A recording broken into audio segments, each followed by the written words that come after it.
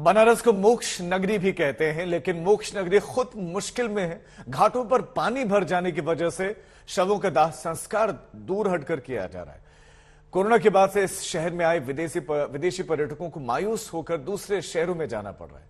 खूबसूरत घाटों के लिए मशहूर शहर का मंजर मायूस कर देने वाला है।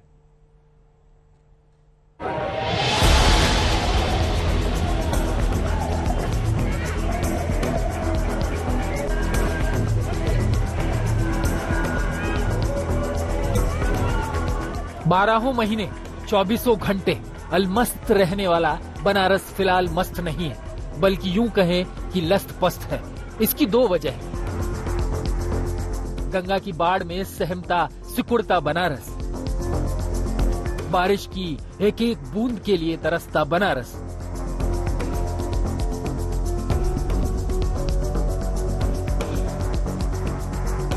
पतित पावनी गंगा अपने विकराल रूप में घाटों को डुबाती दूसरे छोर के खेतों को काटते हुए पूरे आवेग से बह रही है। हर गुजरते दिन के साथ जल स्तर मनचाहे अंदाज में बढ़ रहा है।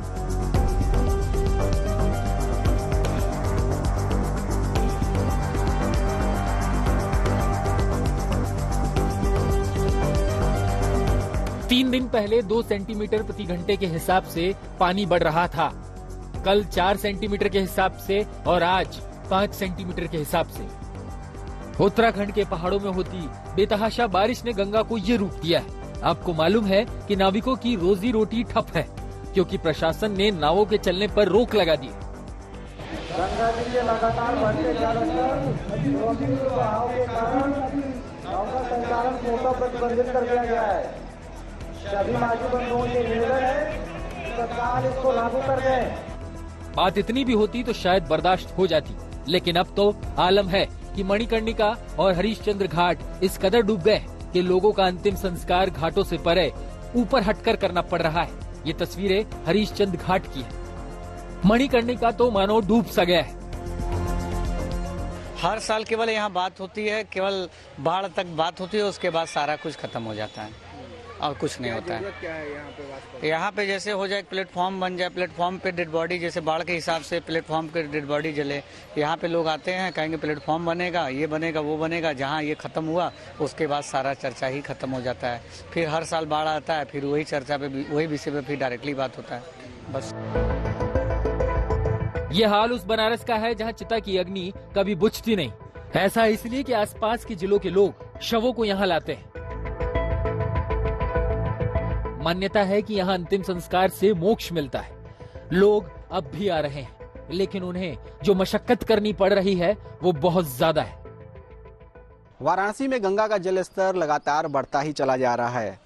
पहले घाटों का संपर्क टूटा तो फिर घाट जलमग्न हुए और अब ज्यादातर मठ मंदिर घाटों के डूबना शुरू हो चुके हैं और डूबते ही चले जा रहे हैं। आलम यह है कि महाशमशान हरिश्चंद्र घाट पर सौदा अब सीढ़ियों पर हो रहा है और इसके साथ ही एहतियात के तौर पर जितने भी दुकानें थीं, जितने भी लोग यहाँ पर आजीविका चलाने वाले लोग थे, वे ऊपर ऊंचाई की ओर पलायित कर चुके हैं। और जल पुलिस ने, वाराणसी पुलिस प्रशासन ने जितने भी नौका संचालन है उस पर रोक लगा दी है। हालांकि इक्का दुक्का नाव चलते हुए मोटर बोट दिख जरूर रहे हैं, लेकिन एहतियात के तौर पर जल पुलिस लगातार चक्रमण कर रही है, हिदायत दे रही है कि गंगा में नौका विहार, नौका का संचालन नहीं किया जा सकता है। और अगर आलम ऐसा ही चलता रहा तो गंगा अपने रौद्र रूप में आने में वक्त नहीं लेगी। बनारस 12 महीने देश ही नहीं विदेशी पर्यटकों से भरा रहता है। कोविड के हाहाकार के बाद विदेशी सैलानियों ने अभी अभी इस शहर का रुख किया ही था कि बाढ़ ने बवाल मचा दिया।